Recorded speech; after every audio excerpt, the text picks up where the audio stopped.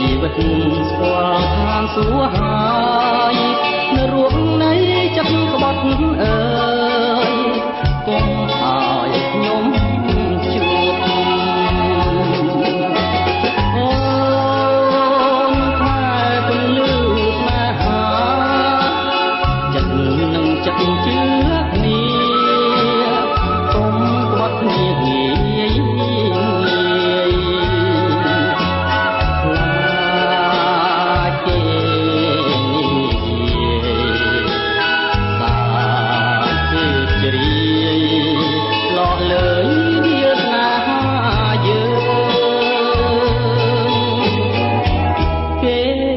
កាយទ្រូងបងមកប្រ